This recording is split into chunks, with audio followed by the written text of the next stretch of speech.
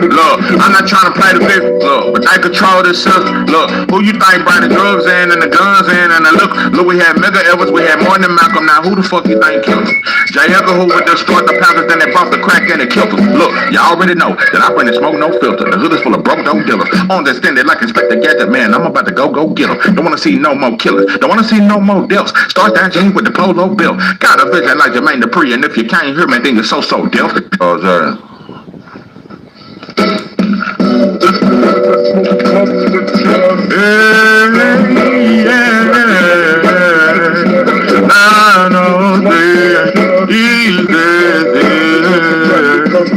Look, I'm not trying to play the fifth. Look, but they control this system. Look, who you think brought the drugs in and the guns in and the look, we had Mega Evans, we had more than Malcolm. Now who the fuck you think killed him? J. Edgar who would destroy the Panthers, then they bumped the crack and they killed him. Look, you already know that I bring the smoke, no filter. The hood is full of broke dope dealers. On the stand, they like Inspector Gadget, man. I'm about to go get them. Don't wanna see no more killers. Don't wanna see no more deaths. Start that James with the polo bill. Got a vision like Jermaine Dupri, and if you can't hear me, then you're so deaf. Whole pies is what he sold that shelf. No monsters what he told that ref. Feeling like Sugar Ray Leonard. Hunger but shoulda made dinner. Some people gotta get drunk to have courage, boy. You done got full of that liquor. We don't even fight no more. Soon as you hit him in the mouth, you gonna pull out that pistol. Shit so sweet, but it's bitter like beet juice. Know how that we do. Now we got a sweet tooth. Goodwill special. You can go and get a cheap suit. Chillin' no big suit. Glass out suit. Straight from the motherland. Then we got deep roots. They can't defeat you. They just wanna beat you. Shotgun and chains, boy. They used to beat you. Shit. Now we be killing each other. Lord, I be missing my brother. I tell my mother I love her. We gotta look out for each other. At times I be smothered. I suffer from so much depression. When you feel my pain, then you know it's connected. You been exposed like a hoe when she naked. I got that soft like a bowl of spaghetti. I'm an East Texas living legend. I already did my time. 5 years in prison. I'm no longer on parole. No more. Case closed. So for now I'll just live life in East Texas. And I'll never sell my soul. Oh no, oh no.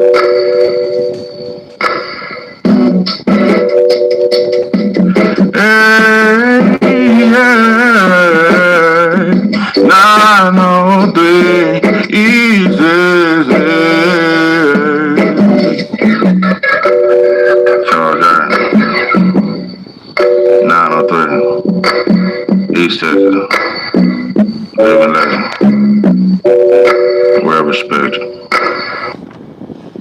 What it do? What it do? It's 903 Bars, and I'm your host, Charles J. Say right, shout out to my audience. Shout out to those that rocking with me. Yo, we back in the kitchen. There's a whole lot of goddamn sauce in this pot. Let's get to the shit.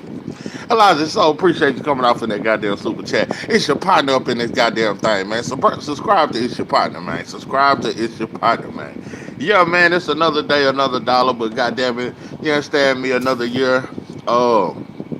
Yeah, man, shit, damn near approaching 40, goddamn me. It's getting real. You understand me? But it's just a blessing, bro. Nothing ain't promised in this life we live, bro. So, you gotta appreciate every moment, every second, every minute, every hour, you understand me? It's real out here in the field.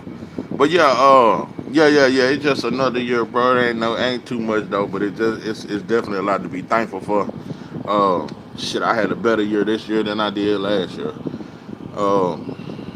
Yeah, last year one of the hardest. Yeah, definitely the toughest year of my life, bro. So it's been a better year this year. Just bouncing back, bro. Trying to be the best I can be. You understand what I'm saying? Trying to be the best I can be. That's it, bro. Staying out the way and shit like that. But yeah, man, I done slept half the goddamn day away. Goddamn me. Yeah, I done slept half the day. Boy, I'm tell you, when I tell you, bro, ain't this many people hit me up on my birthday in a long time. I'm like, god damn. Yeah, I went on Facebook. Everybody hit me up. God damn. But yeah, it's been cool though. You know what I'm saying? Talk to my family and shit like that. You know, that's all it's really about. But yeah, man, I was listening to about 5 minutes of this. I didn't even know Jamel Herring had a channel, but I seen that he interviewed Virgil Ortiz and shit like that. Still a young man. Yeah. I'm young but old. You understand me? I'm right in the middle. Like, I can't call myself a youngster, but I damn near ain't an old head yet. But you understand me? But yeah, yeah. But you can't tell them 20-year-olds, boy, they look at you like you old in a bit. Damn, you 36, bro. Damn, you old in a bit. Yeah, these little YN, you can't tell them motherfuckers that. But yeah, oh, thank you, baby. Thank you, baby. Love you too. Yeah, yeah, 36 is old now, bro. Especially as a black man. Now, a woman being 36, oh yeah, she in her prime. You 36 and you a man? Oh no, bro. You better get it together if you ain't already got it together. Motherfucker ain't waiting on you. Ain't nobody got no patience for you at 36. At 36, bro, that shit, that shit is real. Yeah, ain't no baby steps. Ain't no, yeah, like you damn near supposed to have everything figured out by the time you 36. So, it's fourth quarter for me. You understand me? Yeah, it's fourth quarter. I got a song I want to feature from you, bro. I've been telling you, man. Hey, hit me up on IG, bro, cause I want to check out some of your shit too. I want to check out some of your music and shit, bro. Hit me up on IG, Messenger and shit like that. Yeah, hit me up, bro. Shit, yeah, I stay working on some shit. It just, boy, studios these days, boy, that shit, that should be shaky. That should be shaking in a motherfucker. But yeah, I definitely think I'm a better man this year than I was last year. I think I'm stronger. I think I'm more bright. A lot of shit. A lot of shit. Uh, just trying to strengthen the body and the mind, bro. It's a hell of a battle, but shit, that's where I'm at. Just trying to, reach supreme consciousness. You know, just reach another level in life. Uh, that's all. But yeah, man, make sure you message me on that song, bro. I'm always down to collab, shit like that. But yeah, I was listening to Jamel Herring. I didn't know he had a channel, and he was interviewing Virgil. And I just heard a few things that kind of, you understand me? Oh damn, you 31? 31 no kid. Yeah, I'm 36 no kid. Yeah, they look at me crazy than a mother. Damn, bro, you ain't got no kids, bro. I used to damn near be ashamed of this shit. Oh, Barbara J, thank you. Appreciate you coming up in here. Already. It's much love. Tell my baby wake up. I swear I've been drowsy all fucking day. But yeah, Elijah, so let me know, bro. We gotta touch on something, man. We're gonna have to touch on something. But yeah, yeah. Jamel Herring, bro, was asking Virgil some interesting questions. I'm just noticing that the boxing world, it's like, because they say the zone, they saying they not allowing Virgil versus Earl. Like they shut down that fight. I didn't even know they could do shit like that. That mother, they just said no. This fight will not be sanctioned. We ain't supporting it. No, bro, we want you to see Virgil. So, but yeah, Jamel Herring interviewed him. I thought it was. I listened to like 5 minutes of it. I didn't hear that much of it though. Yeah, I mean, like you said, I feel great. I feel like 154 is. The sauce will forever remain heavy, bro. Appreciate you, Jazz Adams. Jose Soto up in this goddamn thing, man. Appreciate you, man. The sauce will definitely forever remain, man. My way right now. My body feels great. Everyone's saying that I look drained at the weigh-ins and at the press conference, bro. I was feeling good. That was actually the best I had ever done a weight cut. Now, oh, Bobby Jane, love you too. Love you so much. Thank you. did I look like my face was sunken in? I don't know, bro. I got high cheekbones. People are always asking. Bro, it's the way. We all of us look like that. Walk around. You still gotta slowly work your way back into eating whatever you want to eat, whether it's fast food or whatever you was eating in camp. You still gotta work your way slowly back into it, people. It's a process, both ways, going down and going up. Hell yeah. Now, of course, you had your fight this weekend. The big news, like you came in the ring and stuff like that. But a lot of people have been critiquing you. A lot of people have been coming at you. It's been coming from different ways. Eddie Hearn said stuff. Roy Jones said stuff. I'm actually going to play what Roy Jones said, if you don't mind, real quick. Go for it. Cool. So this is what Roy had to say about. Gonna go say about Earl Spence and somebody else. We don't want to hear that. I definitely don't want to hear that. You told us on national TV after the fight that Oh, thank you, Lorraine. Thank you very much. you wanted to do exactly what that man said. That man told you, Say, Roy Jones called that shit out though. I was a little surprised, but yeah, Roy called that out all the way through and through. well, that's what I want to see. I don't want to see you do nothing else right now. You can come back and go to Earl later. You can come back and go to Crawford later if Crawford chooses to do that. But what I want to see right now is the two best stream middleweights Yeah. on the horizon fight. It's two undefeated guys who are equal. Don't run from that smoke, bruh. Don't run from that smoke. Let's make that happen. What is your response to Roy Jones saying, "Don't run from the smoke"? Everybody wants to see that fight. I mean, what's your take? What are your response to Roy Jones? How am I the one that's running? I already said yes to the fight twice already. You know what I mean? If I can fight whoever I want at this point, I fought. You know, I just think it needs to be some stipulations put on fighters. Uh, when is it okay to say, you know, because fighters got this thing now where they say, well, I'm at a point in my career where I can do what I want. Who came up with that shit? Who co-signed that bullshit? Where did this shit come from? Well, why done did everything it is to prove myself? I can do what I want to do now. Because that's just how Virgil talking. He ain't even become a world champion. Like, where did that saying? Who came up with that? I can do. Because I don't think that started with Floyd. I can do whatever I want to do. Like, bro, you ain't even became a world champion yet. Bohachuk, I fought Majimov, and I fought Lupin. A lot of those fights, people I thought I was gonna lose. You named 3 fights that you've had, bro, as an excuse to act as if you don't have nothing else to prove, bro. Thank you to all who wish Charles a happy birthday. Yeah. People thought I was gonna lose to Majimov because he gave Crawford a tough fight. People thought I was gonna lose to Lupin. They thought he was gonna box the shit out of me. You know, so I mean, like, I can do whatever I want. I don't care what people think. I don't care if it's Roy Jones, as great as his career was. I don't care. He I don't know. People always have a lot to say. You know, it's crazy though. Before you got on, me and I was talking like we looked at that kind of differently because again, this is somebody, and I know you want the big fight with Earl in Dallas, especially Dallas Stadium, so that's a big thing, and I respect that. But we looked at it crazy because this is who Earl is supposed to be working with, and it's like he's saying like nah, not right now. Go for, you know what I'm saying, go for that guy, which is Boots.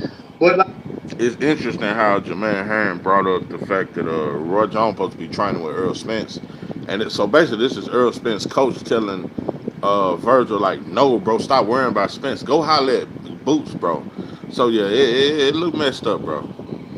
like honestly, bro, does it matter to you who you fight next? It really doesn't matter. It can't be Boots next. It really doesn't matter. That mean it ain't. That mean Boots getting in your face, bro, and showing up at your fight, bro. Or that mean like you ain't got no chip on your shoulder because of that.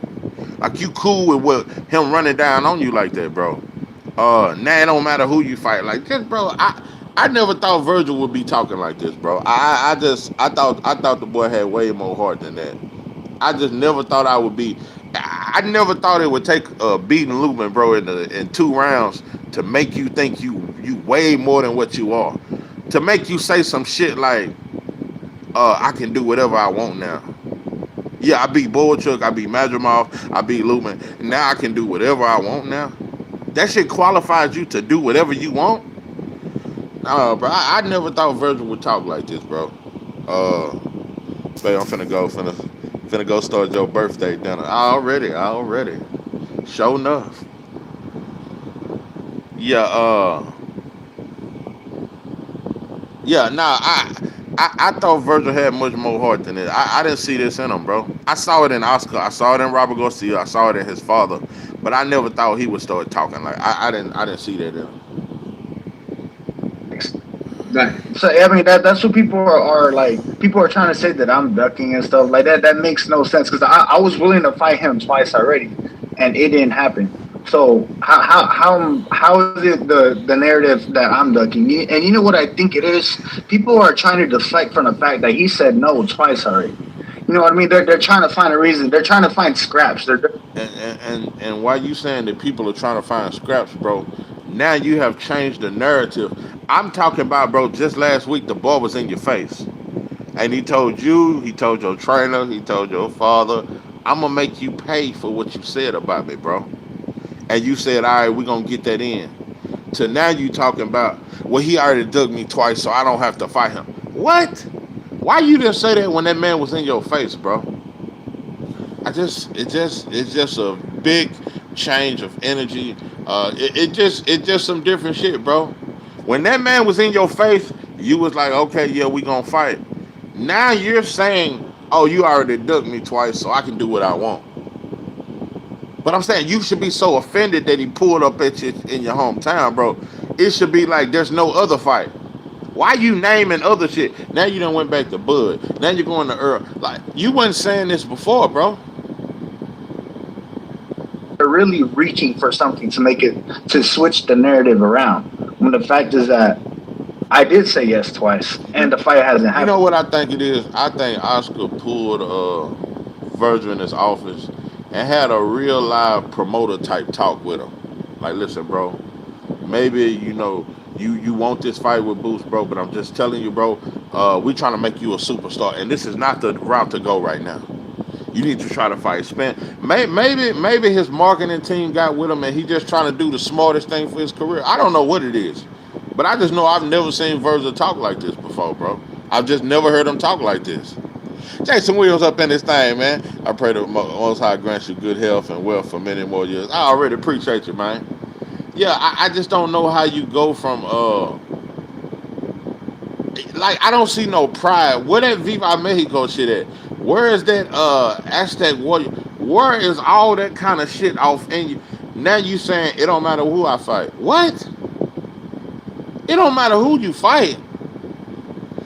Listen, bro, the only person should be on your mind is the motherfucker who showed up in your hometown, bro. Then got in the ring, bro. Disrespected your trainer, disrespected your father. Your mind, it shouldn't even be nobody else you even talking about. But now it don't matter who you fight. It's bro. I never thought Virgil would. I never thought I'd see him switch his energy like that, bro. I knew his team was scared of the Boost fight. I didn't know he was though. So it's just like, okay, so what happened? Well, why didn't it happen? You said yes twice to Boots. Why did it happen? For the people that don't know, aren't educated in this situation, why didn't it materialize if you said yes? Well, there's only one reason his side didn't want to fight. I can't tell you who said no because I'm not in his team or whatever. I don't know who said no, but I mean that's all it comes down to. I said yes to when they offered to fight twice already, and I mean shit. I thought when they first offered me to fight, I was actually in Saudi in November for Latino Night, I think it was called. And when they offered me to fight, I was with Turkey, and I was at his gym, at his farm or whatever. And they're like, "Hey, you might fight Boost next. Do you want to fight him next?" I'm like, "Yeah, let's do it." And I get home thinking, "All right, this is the next fight." I'm like mentally preparing myself. I'm starting to get in shape. And then my dad's like, "Hey, they're probably gonna announce the fight pretty soon." I'm like, "All right, bet. Like this, it's go time." Right. I mean, a week passes. I'm like, "What happened?" So I'm just kind of like, I kind of got blue balled in a way. You know what I mean? I'm like, okay, it didn't happen. I thought it was gonna come. It didn't happen. So and that's just the truth. And I mean, I didn't know what to say. You know what I mean? And you know what? Here's the thing is, I didn't go out there on Twitter and say, "Oh, you didn't say yes." Whatever. I'm not like that. You know what I mean? If I were to call someone out, I don't call someone out on Twitter like, "Hey, man, like screw you. Let's fight. Blah blah blah. You're a bitch. Whatever." Nah, I tell. It just makes no sense to me, bro, to bring up. You're saying Boost ducked you before. That has nothing to do with right now, though. It's like you're trying to use him ducking you before as an excuse not to fight him now? Does that really make sense? You basically saying he ducked you twice. So now, why you didn't say that when he was in the ring with him, bro? Looking him in his eyes like, nah, bro, you ducked me twice, bro. I ain't worried about you, bro. I'm looking at Spence now. Nah, you had your chance, bro. Nah, bro, you had your chance. You ducked me twice, bro. I ain't worried about you right now. I'm trying to get the titles or something. You didn't say that when you was in his face, bro. It's just wild, bro. It's wild. You using talking points like he ducked you before as a reason to duck him now. So what kind of duck games is these, bro? My promoters, or I tell my manager, hey, let's get this fight going, go make an offer or something. I do it behind closed doors. I don't care about all the, all the eccentric stuff or looking like a WWE star. I don't care about any of that. I literally just wanna fight the best. I don't care about followers. I don't care about making buzz happen, because I believe if the fight is big enough, it's gonna come by itself. It's gonna come naturally. I don't have to talk shit. I don't have to do anything. I don't have to go push people or make fun of people, call people names. That's not what I'm about. I just fight. That's it. Somebody in the chat was saying, if you said yes twice, why didn't you say yes now? That's what they're saying in the chat. It is still yes, but if it was up to me, I would fight Errol Spence next. Because to me, that was my dream fight, and it still is my dream fight. At the end of the day, it's my career. These guys the fans are not going to take care of me when I'm retired. You know what I mean? I'm going to do what's best for me. Yep. See, when fighters start talking like that, bro, and you only 27 years old, the fans are not going to fight for me. They're not going to pay my doctor's bills. Damn, bro, you only 27. You talking like you at the ass end of your career, bro. That's that, no, bro. Let's see what these Viva La Mayo channels react to this Blaine Ducker. Yeah, they gonna say Virgil can do whatever he want now. I guess that's the new narrative. But now he's saying the fans don't matter. Virgil, you didn't used to talk. You used to say you want the fights that the people want. You want to be the people's champ. Now the fans don't matter. They can't pay your doctor bills. Can you pay my bills? Can you pay my telephone bill? All kind of bills now. You worried about doctors' bills and shit? No, bro, this shit. I'll tell you, bro, the energy is it's just very different. The boy talking like he already a Hall of Famer and can retire right now. And I know you addressed something last week, I believe it was, about the fans and everything, man. With the tweet, man. I'm sorry that you had to go through the dumb shit with, people coming in the end, but we all go through it, bro. But again, man, like for the most part, people just want to see you go out there for that one to respect you. They just want to go out there and see you continue doing great, bro, and fighting these great fights. I think, like I said, and it's crazy. The Ring Magazine has you as the best junior middleweight in the world, rightfully so. And that's without a doubt. That says a lot. And then, like I said, I think even Eddie Hearn had put out that you and Boots are pretty much the two best junior middleweights in the world. So, like... Okay, that's where Eddie lied. To make an argument. Eddie lied. That's what I'm not finna do. I'm not finna lie for Eddie. Eddie does not believe that Virgil's the best 154-pounder. He just think that's a big fight with Boots. He think it's a financially big fight, and he know that Virgil is food for Boots. But Eddie Hearn does not think that Virgil is the best 150. No, that's cap. Saying, crazy. The Ring Magazine has you as the best junior middleweight in the world, rightfully so. And that's without a doubt. That says a lot. And then, like I said, I think even Eddie Hearn had put out that you and Boots are pretty much the two best junior middleweights in the world. So, like, with that being said, with you being under the microscope, how has things changed, just since you moved up to 154 for your career, bro? I would say people started believing in me again when I had that scare at 147. I mean, even myself, like, I wasn't sure if I was going to be able to fight again. And people had doubts, too, like, is he still going to be the same, this and that. Last two, the fights the last two fights before the Lubin fight, I didn't get to knock out. People are already doubting my power. Like, oh, he lost his power moving up to 154. Well, as you can see, I mean, it's still there. I feel like with every fight, I was getting better physically, mentally, intellectually. So I mean, it's about time. I think the fight will happen, and it's very possible that it happens next. As far as people saying that I'm ducking, like I said, it's just you can't please everyone. You really can't please everyone. And to be honest, I stopped caring a long time ago. People can say whatever the hell they want. I don't care. I get it, bro. But like I said, man, what was my next question was pretty much like, I get what you're saying, bro. Like I said, at the end of the day, like I said, you're the one putting your life yourself at risk. You know what I'm saying? Like, I know how it is. I'm a fighter as well. You're a fighter, so I get it. I think that, you know what I'm saying, that you just get a lot of heavy criticism now because of how good you are. You know what I'm saying? For the most expectations. See, that shit was soft with Jamel. Now, see, I thought, Jamel, that was very soft, bro. I think they criticize you because you're so good. No, bro, just say it like it is, bro. Like that, bro. I definitely don't even want to hear the rest of the shit. Like, that was kind of soft, bro.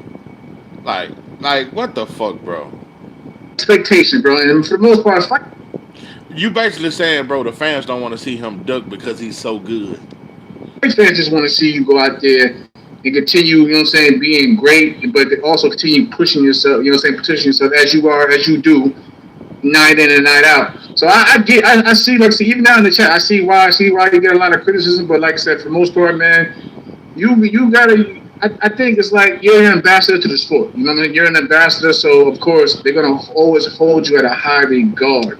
That's why I asked you, you know what I'm saying, how you've been feeling mentally since you transitioned at 154 pounds, because again, we know you had the scare. Like, a lot of us didn't know if we would ever really even see you or even see you at your best. So, but now that people are starting to see you at your best, of course they're gonna always hit you with, who's next. What do you want to do? And then, you know what I'm saying, it doesn't matter what you decide to do, bro. Just know you're always going to hear those whispers in the distance.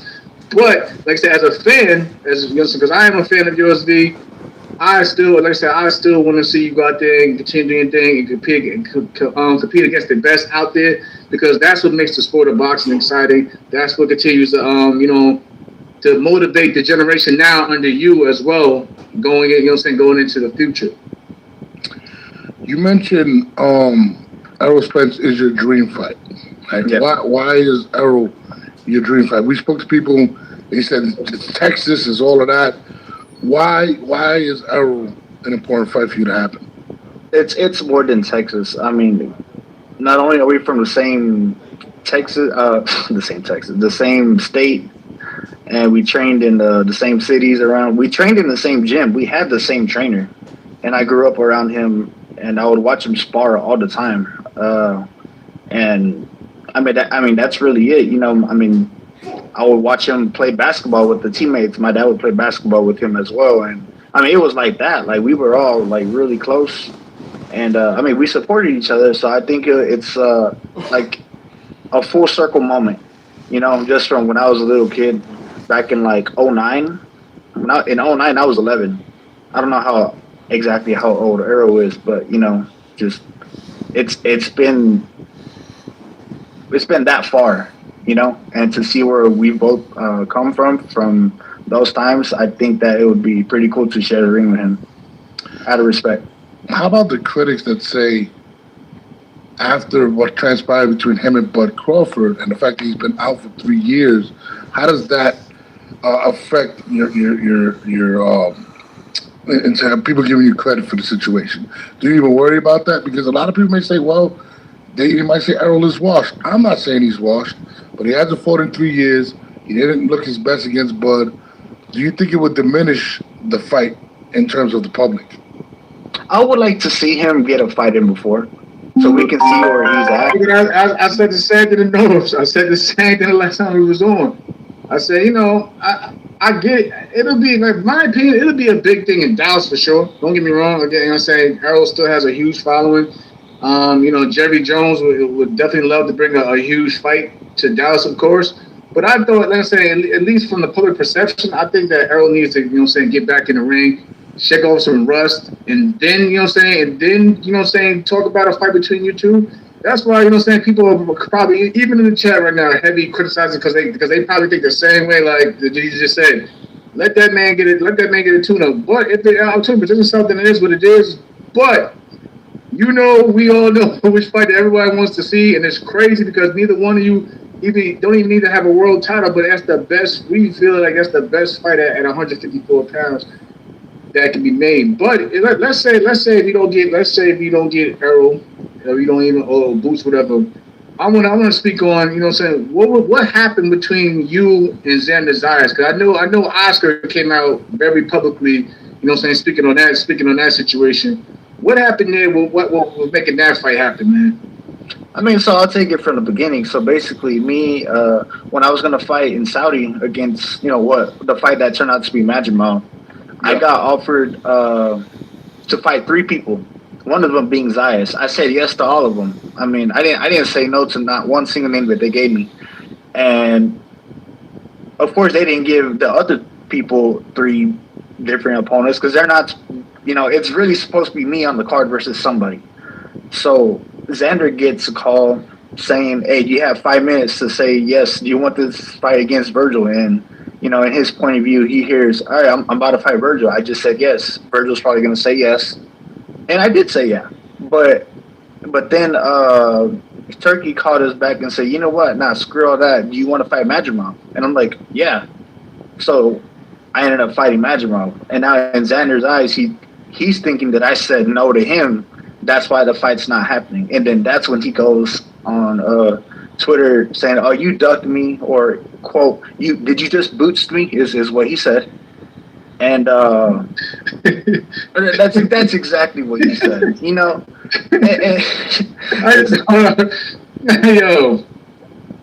That's what he said. Yeah, right. It's funny. To me, it's stupid funny. I'm like, that is the most, But anyway, so I fight Majimov, and I'm still getting stupid stuff from Xander, and and that was pretty much it. Now, as far as fighting, like Xander, look. I hate saying that I'm the bigger name or whatever, this and that, but what, like, bro, like, who did he fight for that belt? I don't know the guy. Like, do you know his name? I think it was Angel. Is it right? Bro, I think it was Angel. I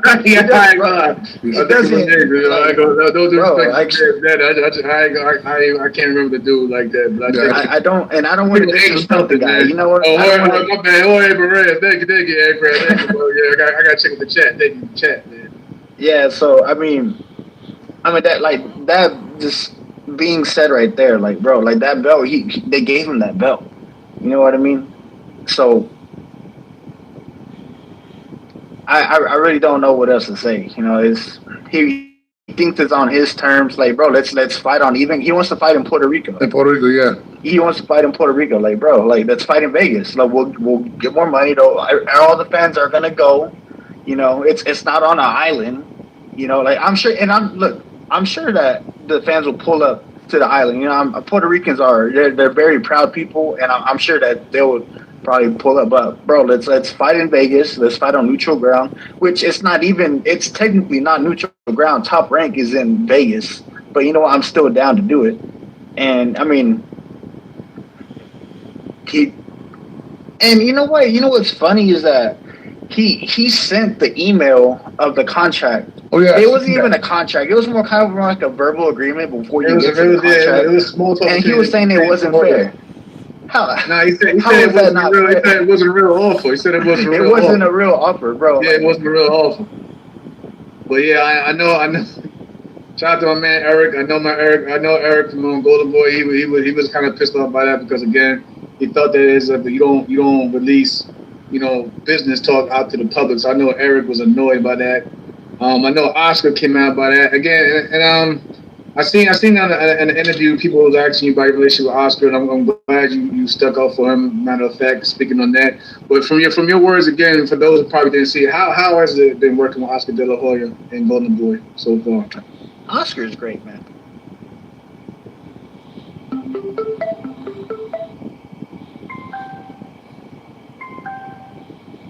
For men, and even for kids.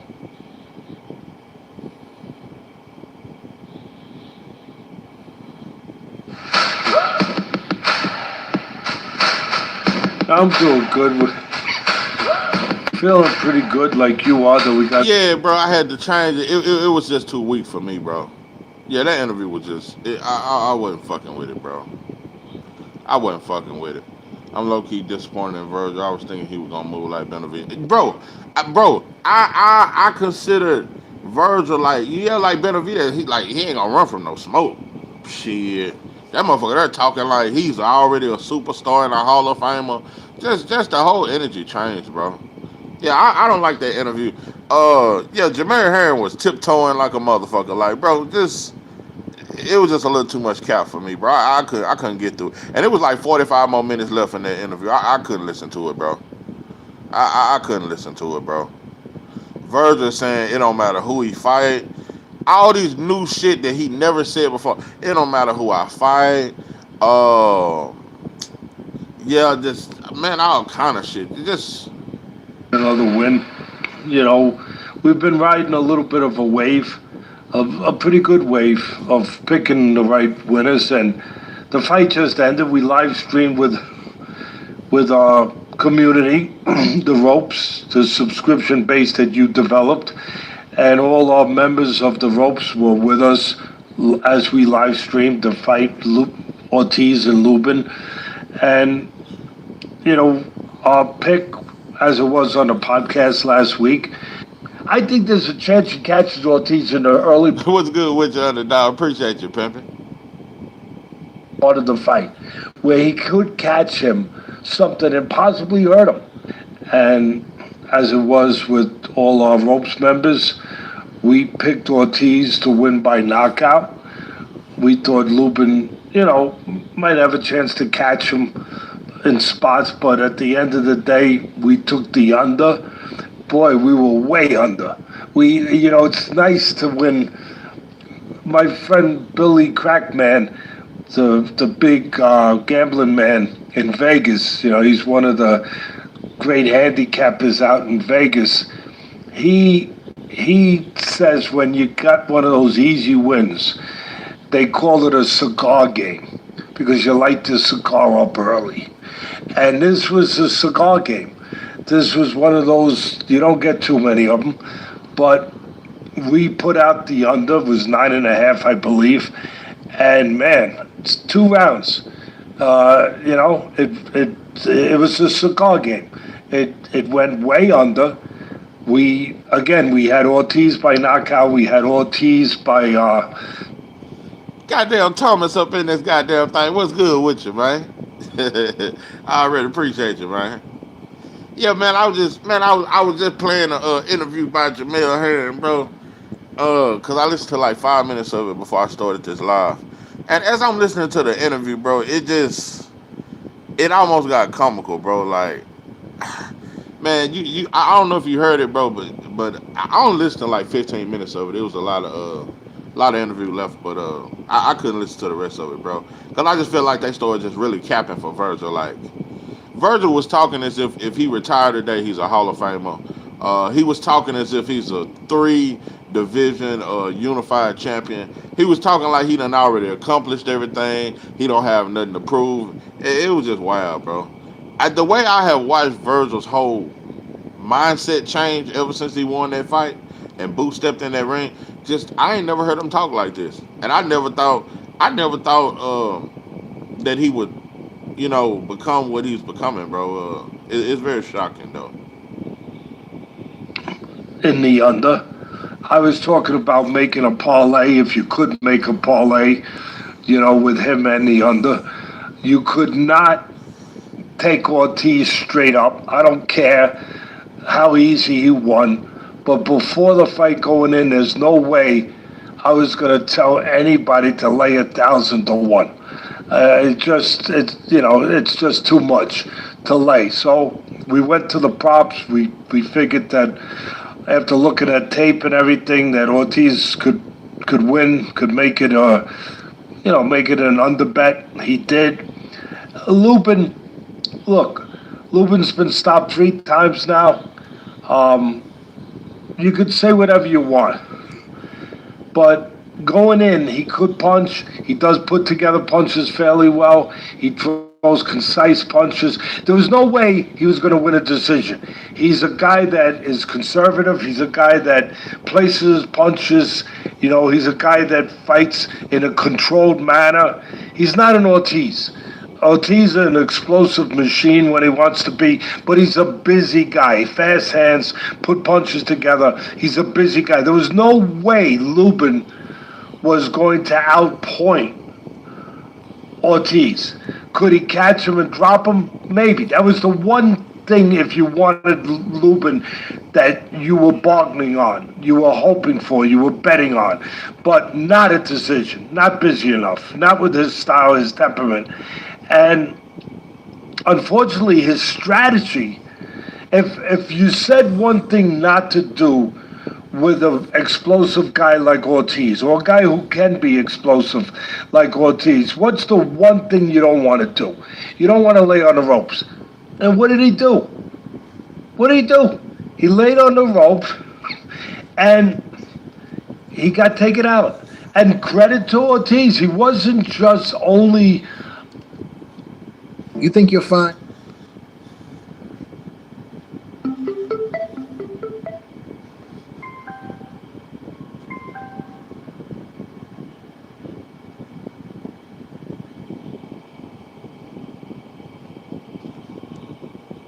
The uppercut to split the guard of Lubin, who keeps his hands up well, and he took advantage of Lubin keeping his hands up well. Yeah, I said it. People are going to say, Teddy, what are you talking about? You're supposed to keep your hands up well. Yeah. You keep your hands up like in a peekaboo, and you put the earmuffs on, and you're not moving your head, and you're on the ropes, and you got your gloves up. There's an opening behind the glove. And I give Ortiz credit for having good eyes, for having that IQ. Not just being a seek and destroy monster. He threw the punch behind the glove. And I add one other thing to Robert Garcia. Give him credit. The trainer, to his pupil, Ortiz, he stepped to the side. He showed science. He stepped to the side when he had him on the ropes, to the right. And then he delivered a punch from the side where he could get a cleaner shot behind the glove. And that was the punch that really put down Lubin, that caught him real clean. So, beautiful performance. What I liked the most about Ortiz's performance was there was a control, ferocity. Yeah, he was ferocious, but there was a controlled ferocity. He was smart. He came in behind the jab. He didn't get over anxious. He got in the kitchen. He cooked up a storm, but he did it by placing punches well. And he mixed defense with offense. He moved. Big birthday shout out again to the 903 Boston from yours truly. Thank you, baby. His head on the way in. He got inside. He got his head into good defensive position while he was throwing the punches. He showed me a nice package. He showed me a nice... Oh, no, he say Teddy Glazed. Added dimension that, quite frankly, he found in the Bohocek fight, which was his toughest fight. It was a dangerous fight. It was a fight he got dropped twice. It was a fight for the first time he went to distance. But in that fight, he showed that he could use a jab. He had good hand speed. He could use his legs. He could do something other than knock you out. He could do something else. And then, of course, he went into his last fight. In his last fight with... Madrimov. Yeah, with Madrimov. And he showed a mixture of using his jab, boxing, and then being that ferocious guy. Getting inside, working on the inside with Matrimorph, putting punches together, showing the old Ortiz that we love. The Ortiz. He said, I'm thinking of the wrestler, Tony. Yeah, Teddy be glazing sometimes. He just be going a little too far. I think he just love trying to just always sound like he excited about some shit. Just, you know. That does explode on you. The Ortiz that does throw vicious body punches. The only thing with Matrimorph, he got caught. He got caught in between. That's why I was thinking maybe Lupin would have a chance to catch him. But Lupin putting himself on the ropes took that chance away from himself. And the difference here was Matrimorph had a better chin than Lupin. I don't think he's a better puncher than Lupin. I think Lupin, if he could have caught him, probably could have put a little bit more on it than Matrimorph. But Matrimorph had a better chin. And Matrimorph, with his 300 amateur fights and his experience of going the distance with Crawford, he was able to survive. Lupin was not. At the end of the day, what a matchup it's going to be with him and Ennis. Because that's all people walked away from. They walked away, and you saw it in the ring. They already started promoting it, him and Ennis. I'm going to break that fight down. I'm going to look at film. I'm looking forward to doing that. But that's going to be an interesting fight. Anyway, that's my take on it. Ortiz, you got to walk away feeling good about that kid. Yeah, no, great breakdown. And absolutely, always walk away impressed with Ortiz. I'm a big fan watching him fight. I'm a big fan of your picks over here at the ropes. I just want to start off with saying that. You're on fire. Every week I'm saying it, and I'm going to say it again, but you're good, you're good. I'm going to rattle them off. Since we started the ropes, September 13th was the first fight pick given. That was the Terrence Crawford card. Here are the picks given out. So there's been 6 winners. There's been 1 loss. The 1 loss came that night on a different card. That was Paddy Donovan. Fell short to Lewis Cracker in the title fight. But here come the other picks. And they've been all wins. Inoue, the monster. Not by knockout, but by decision. Plus 350. Terrence Crawford to win. Plus 150. Boots Enos. Ennis' last fight. Under 7.5 rounds versus Lima. Knocked him out in 1. Minus 110.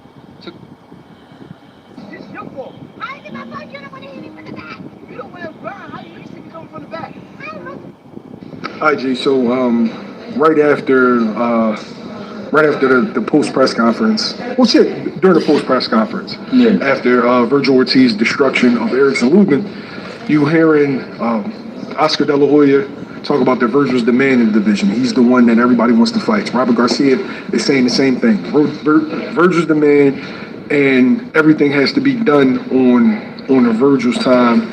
And basically that Virgil is the A-side in a fight against Strauss in this. Dre Day, appreciate you coming up in this motherfucker, man. Appreciate you.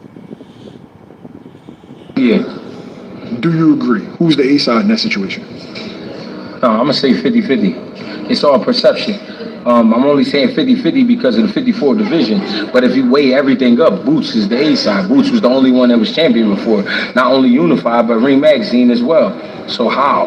You know what I'm saying? But I'm only saying 50-50 because of 154. At 54, it's 50-50. But if you just weigh everything up, Boots is definitely the A-side. Now, Robert and them saying that is just perception. You put that out there and you make it look like that, then there's people who believe that, because there's a lot of people who watch boxing that don't know what they watching or who these guys are and what they mean to the division or to the game. So it's some people that's just gonna get out there and believe that, no, he's the A-side and this and that. No, he got no A-side to a Boots. And it's how? Look at the numbers. That's all you gotta do. Look at the numbers. If you look at their record, if you look at what they done, and you look at what they sold, look at the numbers. No. Because we saw on Instagram, Rick Meridian basically sent a message to the zone saying that don't open the negotiations unless it's a minimum, unless you started at 7 figures, so which is $10 million. Yeah. And so it seems like they're pushing for that Virgil to be able to dictate the terms in the Jerron in this negotiation. He's going to fuck up a lot of money for Virgil. I'm going to say that. They're going to fuck up a lot of money for Virgil. It's just like that. There's no way he the A-side. How? What has he done and who has he beat? To say he the A side. He hasn't beat a champion. He hasn't been champion. So how is he the A side? Do you find that weird though, that for a guy that has 4 quality fighters, and for a guy of Virgil's age to have yet? Because when you look at Xander, he's 23. Yeah. Brian's 23. Dev's got a title early. Yeah. Boots is already unified. Amanda Stanionis won a belt. Yeah. It just seems like Tim and Conor Ben were the only guys that's fighting on world level. Yeah. Oh, and has never won a world title. Yeah. It's because of timing. It's because of they didn't want to rush Virgil, or so-called rush Virgil, because of who was in the division. And you know who was in the division at 47, and then you know who was in the division at 54. So they were trying to protect him. And I understand a little bit, but then again, if he is everything you say he is, then Pop is changed. You know what I'm saying? But they know he not like that. They know he can fight, but he ain't no super monster. No, it's all perception. If I'll get you the right opponents, people gonna start saying Mill top 10 in the world. If I get you the right opponents, that's all I gotta do, get you the right opponents. And that's what Golden Boy has been able to provide. But now we gotta fight. Now it's time to really fight. So now we gotta be super strategic, and we're gonna start looking for one-legged dogs to put him in there with. When you say one-legged dogs? Wounded animals. So Erickson Lubin being stopped a couple of times before that, you would equate him to that? Two-legged dog. Okay. I'm trying to think who else did he fight. Edis Kavaliauskas was stopped by Terrence Crawford. Two-legged dog. Maurice Hooker was stopped by Jose Ramirez. No legs, too small. I'm trying to think. Maurice Hooker was a 140-pounder. Tall, skinny frame. Had no business in there with a Virgil.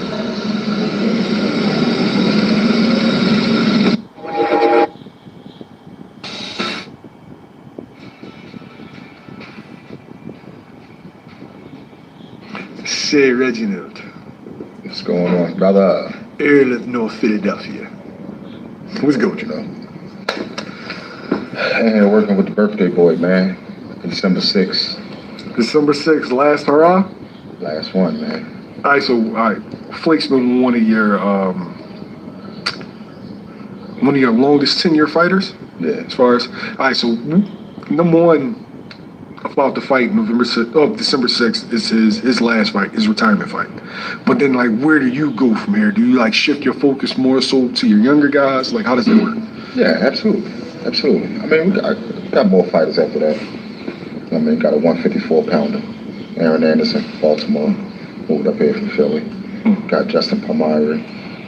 You know, still gonna be working with Ray. Still working with Ray. Does that kind of open you up to travel more? Yes. Yes. Absolutely. December 6th, what are you expecting? A great performance, man. Last one. I know it's gonna be emotional on Flake Park. You know, being in the game that long and stepping away. You know, being that this is last fight, so. Are you gonna be like Charles Dutton when Rudy got the sack? You gonna be hands up? Probably so. More likely. More likely. Now that it's almost over, like, as a trainer, you put in, like, you're not the fighter, but you put in the hours. You were with him every step of the way. Right. Like, does it get emotional for you too? Absolutely, man. We had an amazing journey, man.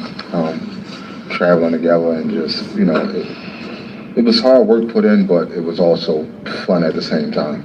You know what I mean? So, when it was time to get serious, we got serious. But we also had fun while we was doing it. You know what I mean? So, yeah, it's definitely going to be an emotional night. How do you want it to end? Spectacular. A Brayu knockout? Absolutely. That joint was crazy. That had us going. I wanted to hit the dice. I wanted to hit the dice table after that. Let's go.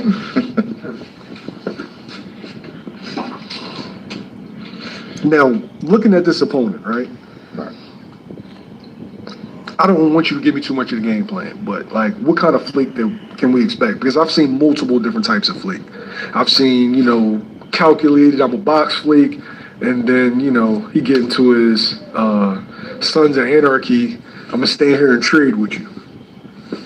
I mean, if that's what we need, but just wanting to move a little bit, get us, get the feel of it. Then, if the guy get grown, then got to do what we got to do. You know what I'm saying? Official prediction. Knockout. Early elite. I mean, I want to say we early. hitting Kelsey's early? I mean, I want to say early. We can do that. So it's one of them Jones where I keep the car running or tell the Uber like, yo, No, chill here. Tell the Uber stay in front of the door. Stay in front of the door. Stay in front of the door. All right. This past Saturday, Virgil Ortiz stops Erickson Lubin. Spectacular performance. Jerron Ennis hops in the ring right after that. They have their looking back and forth. We think we get a fight. And then, afterwards, Virgil Ortiz and his team start talking about Earl Spence and then kind of like start making subtle demands like, oh, okay, well, we got to be the East Side, or, well, this wasn't subtle. Don't even start the negotiations unless it has 7 zeros in front of it. What do you make of it? How are you the A-side? What makes you the A-side? You never was a world champion. What makes you the A-side? Because you're Mexican and you want to fight in Texas and all of your Mexican people going to be there. What makes you the A-side? You never was a world champion. So what makes you the A-side? And then you're talking about $10 million. I know the fight not going to happen. The Oscar De La Hoya didn't even sound confident after the fight. So I know the fight not going to happen. Like, yeah. I think Oscar finna get on his best promoter shit, because you're going to have to start saving some of your fighters, bro. I just don't think the fight is going to happen. Then now y'all trying to reroute and say, let Boots fight Charlo and then he fights Spence. No, why not let that happen? All of y'all keep saying Boots got no elite fighters on his resume. So then, make the fight happen. Stop trying to reroute and go different places so you can fight this person and fight that person. Because at the end of the day, let's just hypothetically say Errol Spence beat Ortiz. Is Boots going to fight Ortiz? And then what they going to say? Oh, he should have fought him before he fought Spence. Come on. Everybody that Boots fight, he gets no credit for. Lipinets was he was a monster before he fought Boots. But after he fought Boots, he was tailor-made for Boots. Same way with Stanionis. Stanionis was a beast. He was running 47. Nobody wanted to fight him. As soon as he fought Boots, what they say? Oh, he was nobody. He was tailor-made for Boots. Everybody was looking forward to Rashidi Ellis versus Boots, and then Roman Villa spoils the party.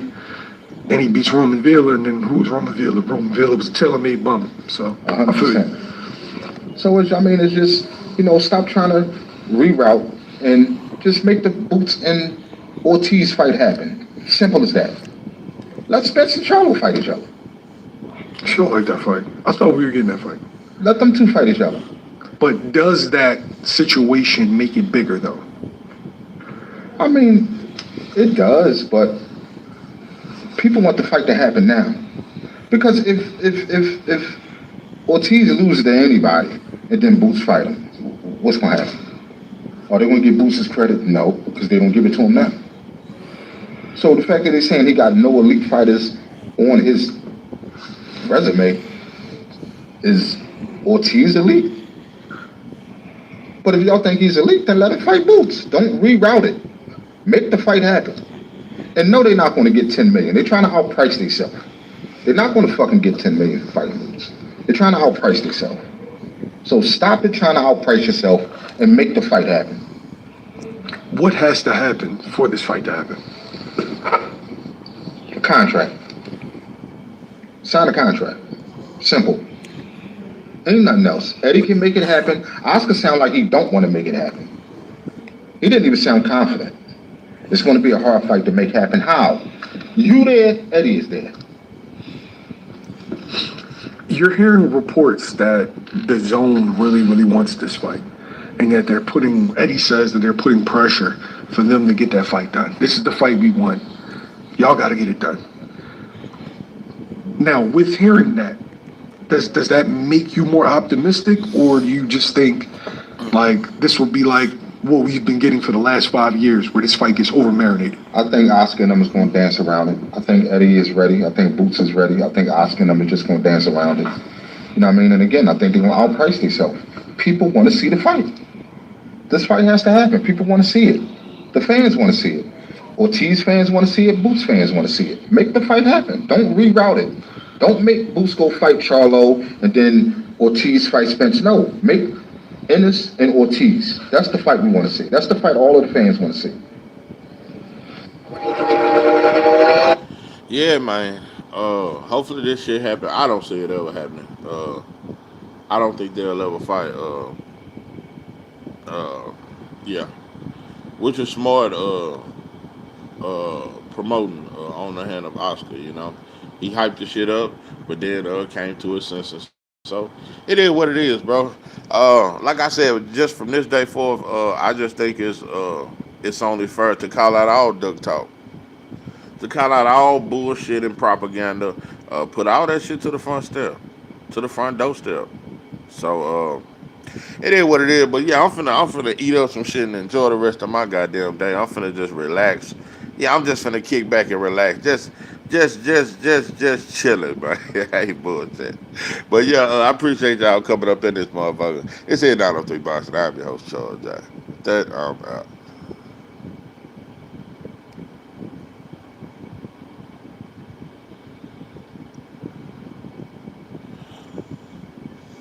I appreciate you, just do. Man, I was just on my way out this motherfucker, man.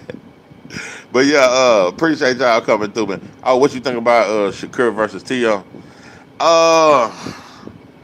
Yeah, I'm shocked that Tio actually. I'm trying to enjoy my day. I'm finna eat up some shit. That's all. Yeah, motherfucker finna smoke and eat up some goddamn shit. But yeah, I can't believe Tio signed, bro. I can't believe you signed. Appreciate you, TD, up in this thing, man. Appreciate you, man. But yeah, I can't believe that T.O. signed. But I made a video about it. My kind of party. Yeah. That's all. Some good eating, some good goddamn smoking. Yeah, man. Yeah, that's all. I'm just for the kickback. Yeah, just for the kickback. But yeah, I can't believe T.O. signed. But now that I'm thinking about it, I think T.O. think he can catch him. That's the only thing I can think. I think he knows Shakur is the better fighter. I think he just banking on, trying to catch Shakur. And I'm just gonna be honest. I've always said Shakur is much better than T.O. I'm looking at some shit though. In the Edwin De Los Santos fight, he was hurt, but Shakur don't have a lot of experience against athletic fighters. So I think, yeah, I never came back. I think T.O. thinks the same thing. Yeah, bro, I think T.O. see it as, bro, you can be beating me for 9 rounds. At some point, bro, I'm going to catch you. And I just think the athleticism, it's certain fact. I think Shakur definitely gonna beat him. But it's a puncher's chance in that. It's a chance. Even though T.O. ain't knocked out nothing at 140, moving up from 135, especially if T.O. could catch him early, it could change the fight. And I think the speed and athleticism, it gives T.O. a sneaky chance.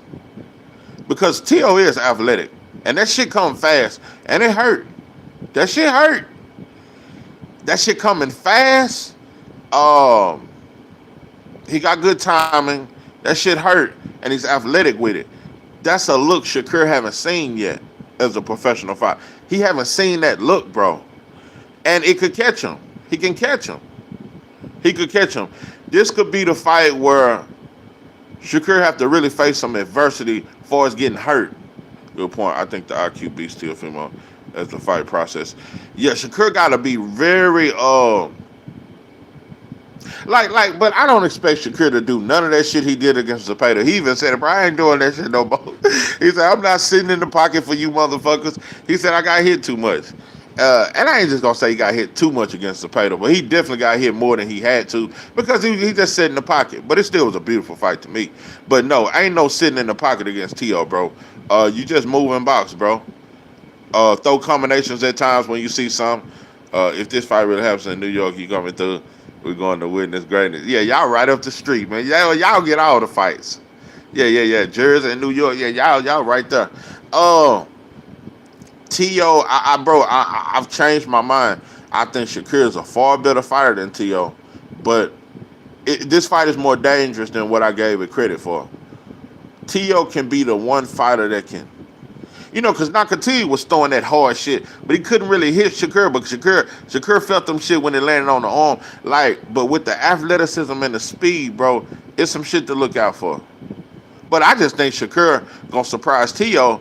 when he get to land in some of them combinations on T.O. I could see T.O. getting dropped. Yeah, he got dropped by Sandor Martin.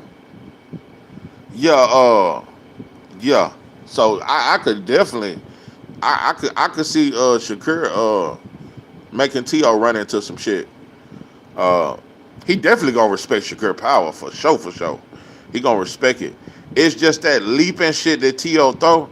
That shit can land, bro. I could see Shakur shelled up and T.O. landing some of that leaping shit, and that shit just hit that button, bro. It's a dangerous fight. Yeah, it's a dangerous fight. And T.O.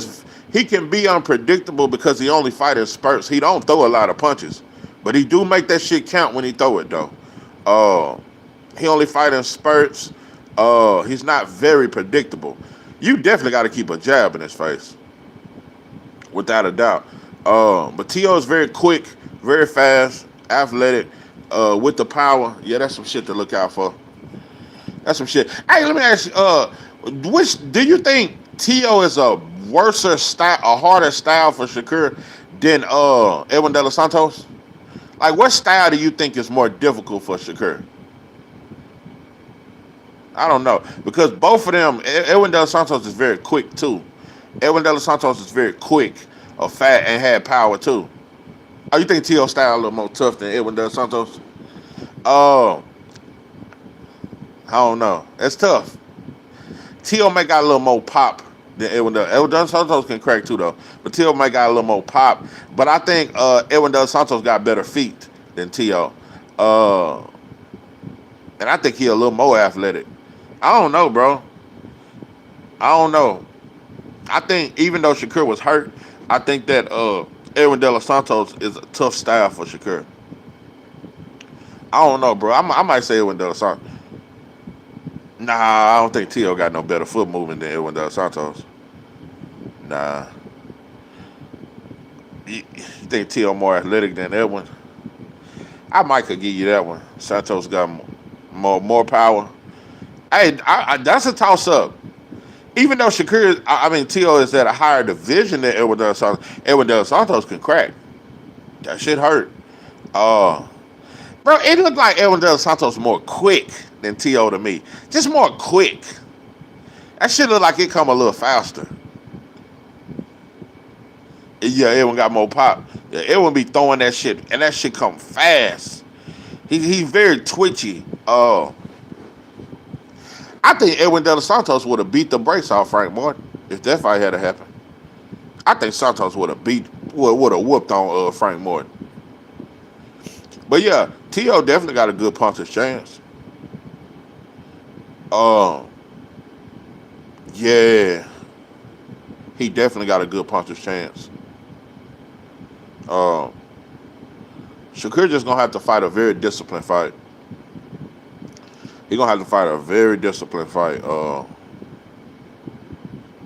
But you gotta beat up on T.O. too. You can't just fight a defensive fight. You gotta whoop on T.O. and discourage him every time he come in. I could see Shakur just countering his ass all night. He may have a few. T.O. may have a few moments where he let go of a few flurries or some shit like that. But for the most part, it's hard to bank on somebody when they only got a puncher's chance. That's a puncher's chance. But I could see T.O. landing that wild shit though. That wild shit. Yeah, I think Shakur gonna have to be a little more mean in this fight. Yeah, be smart, but be a little more mean, bro. You moving up to his division, you gonna definitely have to get respect. But yeah, let me go and get on up out this motherfucker. Yeah, this is not up to boxing. I'm your old Charles. That